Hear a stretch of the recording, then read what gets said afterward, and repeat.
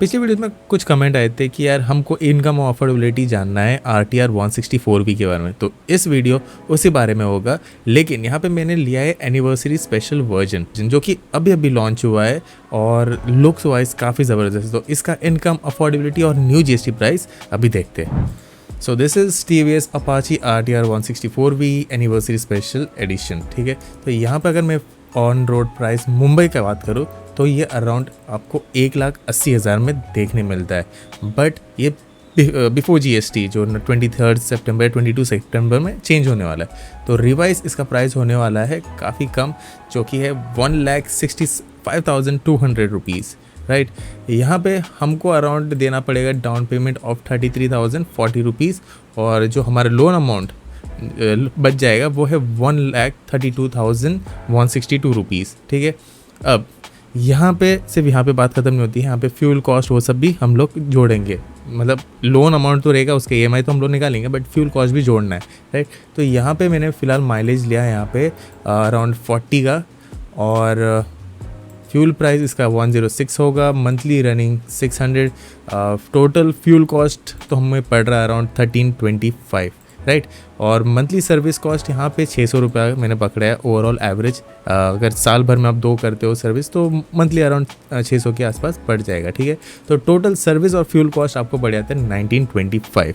अब ये 1925 हम लोग ऐड ऑन करेंगे EMI के साथ। राइट, सो अगर यहाँ पे मैंने EMI में भी 3 साल का कंपैरिजन लिया है कि आप 1 ईयर में भरते हो तो कितना आपका EMI पड़ता है, 2 इयर्स में भरते हो तो कितने EMI पड़ते हो, और 3 इयर्स में भरते हो तो कितना पड़ता है। राइट, सो अगर आप 1 साल में EMI भर देते हो तो जो हमारा लोन का कॉस्ट था जो कि 132,160 रुपीज़ था, वो बन जाता है 1,39,428। तो अराउंड आपको 7,268 रुपीज़ एक्स्ट्रा पे करना पड़ रहा है। मंथली EMI इसका पड़ रहता है आपको अराउंड 11,619 रुपीज़। अगर आप इतना पे करते हो तो लोन आपका क्लियर हो जाएगा।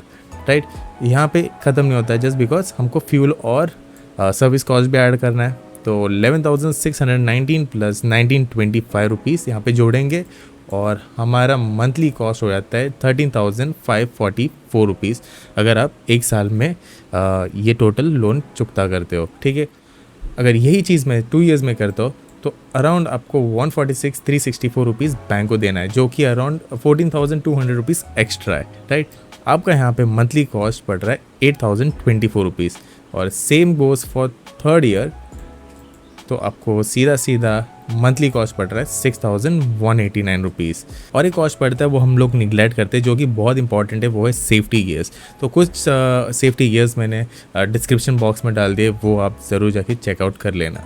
Now falling back to affordable income comparison of 3 years.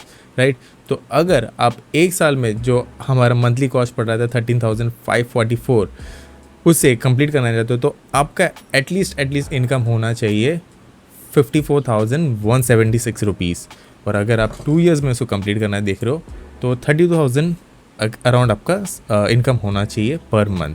और देन अगर 3 इयर्स के लिए कर रहे हो तो 25,000 के आसपास आपका इनकम होना चाहिए।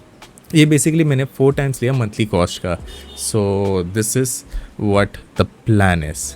चाहे तो मैं 4 इयर्स का भी निकाल सकता था, 5 इयर्स का भी निकाल सकता, बट मैं रेकमेंड नहीं करूँगा, क्योंकि आपका अफोर्डेबल इनकम ज़्यादा डिफरेंस नहीं आएगा। आप देख सकते हो कि 1 ईयर और 2 इयर्स में आप देख सकते हो 54 आपका इनकम होना चाहिए था, 2 इयर्स में डायरेक्ट 32 हुआ।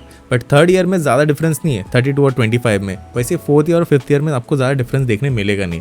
तो ट्राई करना इसे 3 साल के अंदर ही खत्म करना, क्योंकि 4 इयर्स और 5 इयर्स में आप खाली बैंक को एक्स्ट्रा पैसा दे रहे हो और कुछ ज़्यादा डिफरेंस आने वाला नहीं आपकी इनकम के इसमें। So that's it for today guys. और अगर और कोई दूसरी गाड़ी के बारे में कोई जानना है तो comment down below. Thank you so much.